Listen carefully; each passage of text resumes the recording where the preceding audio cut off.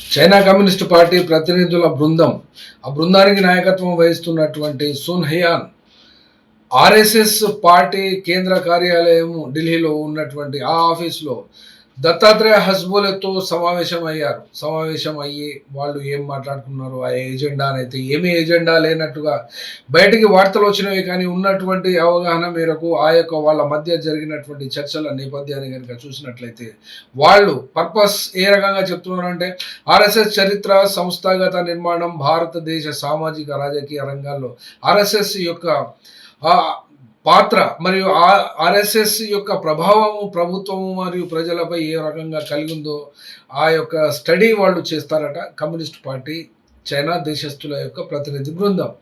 సరే, ఓకే.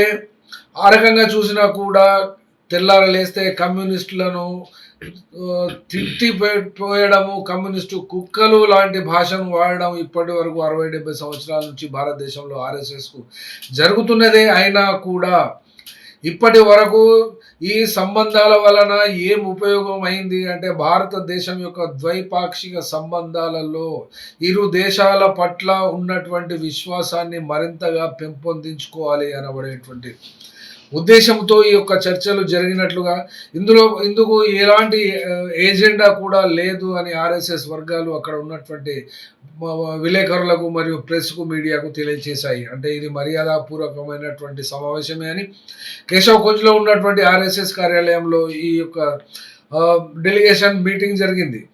ఇందులోపట ఉన్నటువంటి అంశాలు ఏమిటి అంటే, ఇక్కడ కాంగ్రెస్ పార్టీ కూడా ఈ యొక్క రెండిటి అనగా ఆర్ఎస్ఎస్ ఐడియాలజీకి, కమ్యూనిస్టు పార్టీ ఐడియాలజీకి భూమికి ఆకాశానికి ఉన్నంత తేడా ఈ ఉత్తర దక్షిణ ధృవాలుగా ఉన్నటువంటివి ఈ రెండు కూడా కలిసి మాట్లాడుకుంటున్నాయి. అంటే పోయి అక్కడ కమ్యూనిస్ట్ పార్టీకి వచ్చినటువంటి ఈ వైస్ మినిస్టర్ సూన్ హయాన్ ఏం రిపోర్ట్ ఇస్తాడు, ఆ రిపోర్ట్ ప్రకారంగా చైనీస్ కమ్యూనిస్ట్ పార్టీ ఏం నిర్ణయించుకుంటుంది అనేది ఇప్పటి వరకు అయితే ఏమి రాలేదు. కానీ కాంగ్రెస్ పార్టీ మట్టుకి భారత సరిహద్దులో చైనా తన యొక్క ప్రాబల్యాన్ని పెంచుకుంటూ పోతుంది. అటువంటి పార్టీతో ఇక్కడ భారతదేశంలో ఆర్ఎస్ఎస్ చర్చలు జరపడం ఏమిటి అని తీవ్రంగానే విమర్శించింది.